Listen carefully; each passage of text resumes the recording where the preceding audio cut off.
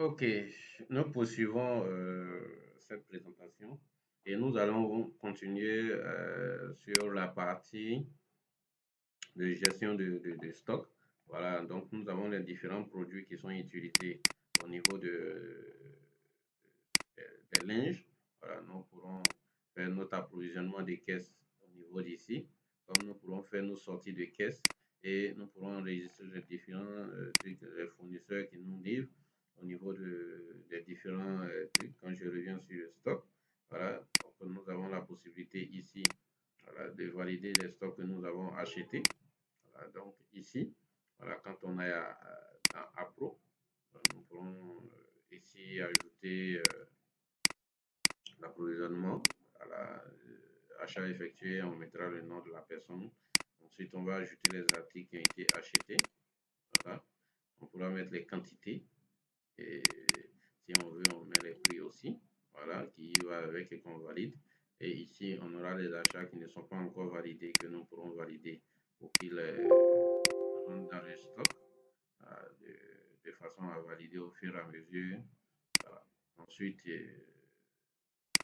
nous pourrons ici, voilà, et voir le stock au niveau d'ici en fait. Voilà, donc vous voyez les stocks. Au niveau d'ici, nous pourrons ajouter des seuils de stock pour pouvoir, et donc on pourra en imprimer pour pouvoir faire un état, sinon un inventaire aussi, voilà, au niveau de stock et voir aussi combien ça pourrait coûter ce stock au niveau d'ici. Voilà, donc ça c'était la petite présentation concernant les stocks de produits. Voilà. Et ici, maintenant, nous allons voir la caisse. Voilà. Donc, pour la caisse, les recettes effectuées par les uns et les autres, nous pourrons les voir au niveau d'ici par jour, si on le veut. Voilà, qui va nous permettre de les encaisser. Voilà, donc je peux les cocher et les encaisser.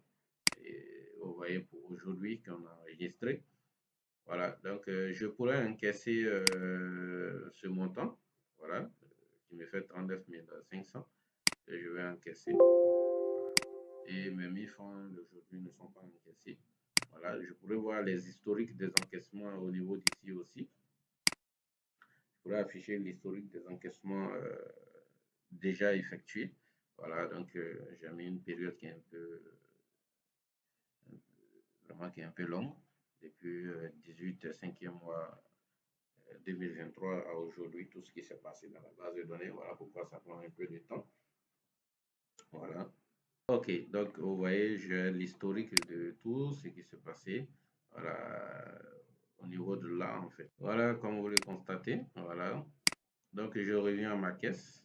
Vous voyez que la recette, il y a 1000 francs pour le moment et le reste passé à la caisse. Donc, nous pourrons ici gérer les dépenses, les différentes dépenses au niveau d'ici. Voilà, les dépenses seront catégorisées au niveau d'ici. On aura les dépenses juste là. Ici, on ajoute les différentes dépenses par catégorisation qu'on pourra effectuer en ajoutant des catégories. Voilà. Voilà. Donc, nous aurons ici les versements et les approvisionnements des caisses qui pourront être effectués. Au niveau d'ici, on pourra faire un appro lorsqu'on alimente la caisse et effectuer un versement lorsque on va faire un versement pour la banque ou pour le propriétaire. Ici, on a une gestion un peu pour pouvoir faire en sorte qu'on ne puisse pas supprimer les données. On pourra voir les recettes, les approvisionnements des caisses, on pourra voir les dépenses, les retours et puis les différents versements qui ont été réalisés. Donc, je pourrais vérifier mes versements au niveau d'ici. Donc, on pourra aussi voir les enregistrements effectués sur une période, comme vous le constatez au niveau d'ici. Voilà. Et ici, nous avons des suivis voilà, qui sont réalisés aussi, qui pourront être affichés. Voilà. Donc, on verra le chiffre d'affaires, la recette, les dépenses et le résultat en termes de journée. Voilà. Donc, vous voyez qu'il est en train de calculer. Je fais, ouais. Voilà, donc vous le constatez au niveau d'ici. J'ai par jour tout ce qui se passe dans mon activité jusqu'à avoir un peu le résultat sur la période. voilà, que j'ai sélectionné, puisque toutes les dépenses, quand je clique, les dépenses vont s'afficher juste de l'autre côté au niveau d'ici. Voilà, vous voyez que les dépenses s'affichent. Et ça, cette partie, nous avons ici maintenant les résultats. Voilà, donc sur l'année, je pourrais prendre l'année antérieure, par exemple, l'année précédente, qui va me calculer.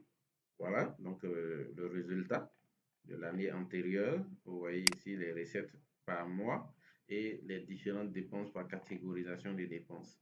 Voilà, donc c'est un peu ça. Et ici, nous avons les chiffres d'affaires. Donc, je pourrais voir aussi pour l'année passée. Et nous avons ici les recettes. Voilà, par mois. On pourrait les voir aussi par semaine et par jour aussi. Voilà. Donc, nous avons les dépenses qui sont là. Nous avons les créances qui sont là. Nous avons aussi l'évolution du chiffre d'affaires au niveau d'ici. Si je prenais des années en arrière, je pourrais le voir. Voilà. Donc, 2023, j'ai le chiffre d'affaires de 2023 et le chiffre d'affaires de 2024. Et ici, on a la répartition au niveau d'ici. On a 7%, 95%. OK.